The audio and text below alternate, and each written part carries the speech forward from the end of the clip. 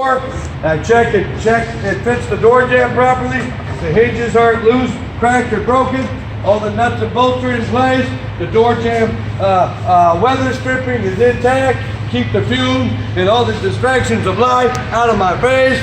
Yeah, that's how I'm going to do my door. It's not cracked, damaged, or broken. The door latches, the door windows. My God, I love this door.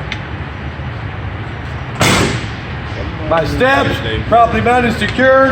They're actually attached to my 2 minimum straps of the fuel tank. The fuel tank is properly mounted, secured, not cracked, damaged, or leaking. The cap is in place. The cap is chained. The cap has a rubber seal on it. It's not leaking. This fuel tank makes me money.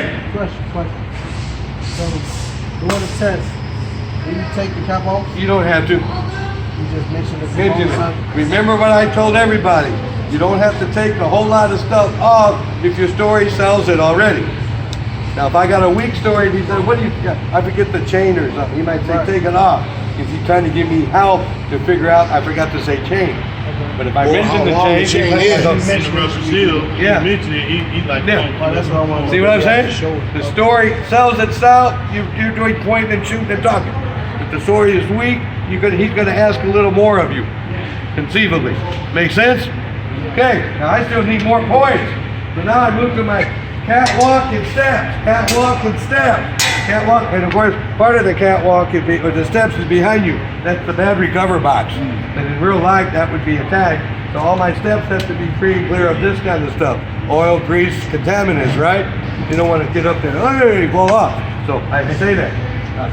My catwalk is 6 inches under my hoses. Remember, I just got doing the coupling. I say my hoses are 6 inches above the catwalk. I just flipped the script, right? My catwalk is 6 inches underneath my hoses. Right? How cool is that one? Okay, now I got my 90-degree elbow. I'm doing the exterior exhaust. The 90-degree elbow right there. Properly clamped. All nuts and bolts are in place. The heat shield is in effect and saves me from any serious burns to the driver. My vertical stack is straight. It pins it away from the driver. There's no evidence of leakage of soot. My drive shaft. This is bald metal. This major drive shaft. It emanates from the differential. But the drive shaft is solidly attached. She's not bent, twisted. Universal joints are properly greased. Everything's working right with him. That's another point. So right now, let's count the points. I get a point for the mirrors and door. I get a point for the steps and catwalk. I got a point for the fuel tank. I got a point for the exhaust system. I got a point for the drive shaft. Now I'm going to get another easy point for the mud flap and splash guard. Mud flaps are 6 inches from the ground, properly mounted, secured. Splash guards are 18 inches from the ground, properly mounted, secured. Nothing is loose. All the nuts and bolts are in place. Nothing is cracked or broken or missing. The mud flaps also need a layer of DOT tape for visibility. And dang, I got 6-7 points. I'm moving now, baby. And I still got my suspension. I still got my air brakes. I still got my tires. I got another 12 points staring me in the face. Staring me in the face. Why don't you want them staring you in the face? It's a story, for crying out loud. You sell the story, you get the point. Okay? Let's do the tires. These tires are identical to my front tires, except they can be recapped. Second difference is I gotta have a 2/32 minimum tread depth. The third difference is I got a 5-inch and 3-inch spacing, known as the mud spacing, free and clear of mud, bricks, debris. No debris. That's it. They're properly inflated to manufacturer specified levels. Recaps are allowed here. There's no rips, tears, bulges, uneven wear, nares, nails, cuts, abrasion on my tires. And the valve stem straight. I just had the 2/32 back. Okay. And my valve stem straight with a metal cap. And these rims are as good as the front rim because they're not bent, they're not cracked, they're not welded in any manner whatsoever. And the lug nuts, even though they're white, but the lug nuts, they're not damaged, loose, or have any signs of rust, trail, or shininess, right? Okay. You said it. Yeah. This sounds like WWE. Yeah. Okay, all my securements for my axle seal are in place. There's 8 of them, so that tells me it's a live axle. Standing straight, it's live axle. It's not leaking of oil. I have at least 1 inch of a 75, 90 weight oil, not compromised by leaks, inner or outer seal. Alrighty, now I jump over this obstruction, and I get over to the other side of the universe. And here we carry forward with my suspension, my frame, both sides, my transmission, all the way down, are checked that they're not cracked, bent, broken, illegally welded. None of my watch. I got a spring mount here, I got a spring mount there. I got a shock mount here, I got a shock mount there. I got an air mount here, I got an air mount here. Anytime you have mounts, all nuts and bolts are in place, properly mounted, secure, nothing ripped, stripped, damaged, missing in action on all nuts and bolts for proper securement. If I have spring mounts, the leaf springs themselves have no more than 25% missing or damaged. I have a saddle plate here, I have a saddle plate here, both sides. Saddle plate, U-bolts, and U-nuts with the securement of these leaf springs to my live axle. Every day of the week. You got it? You got it. I got the shock absorbers. They're not cracked. They're not bent. They're not leaking of hydraulic fluid. My air bellows, perfect air bellows. They're not dry rotted, punctured, leaking, frayed. Not on my watch. Won't permit it. You get a point for this reverse leaking? Beep, beep, beep. No.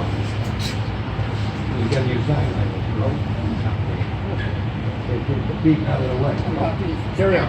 Okay. Okay, now I do my rear light. All rear light reflectors are not cracked, damaged, or missing. We are missing one right here. Okay? There should be 2. Where's the at? All lights are of the proper color. Red, 4-way, turn signals, parking, and braking. 4-way, turn signals, parking, and braking. Red in color. You have clear lights for reverse. Everything properly sealed, not cracked, damaged, loose, and operational. So the only thing I didn't do was the air brake system. Let's get him out of the way before I pass out. I got a question. Hi. This white light, what are the white lights for? Back up. Just like on your car. Okay. Right? If you don't back up, you won't need them. You will reverse in life, trust me. Okay, my air hoses right here.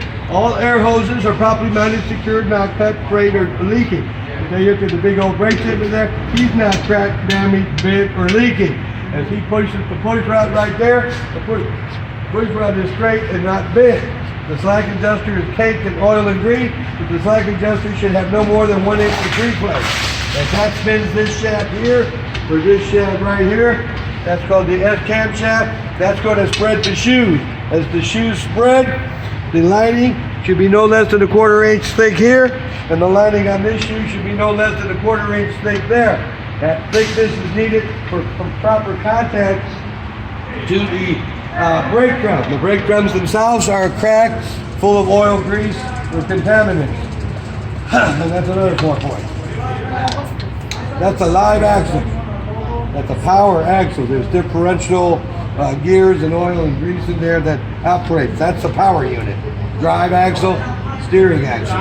Drive axle, steering axle. Tandem axles on the trailer. Or dead axle in the front, right? Oh, yeah? Right, Yeah. okay.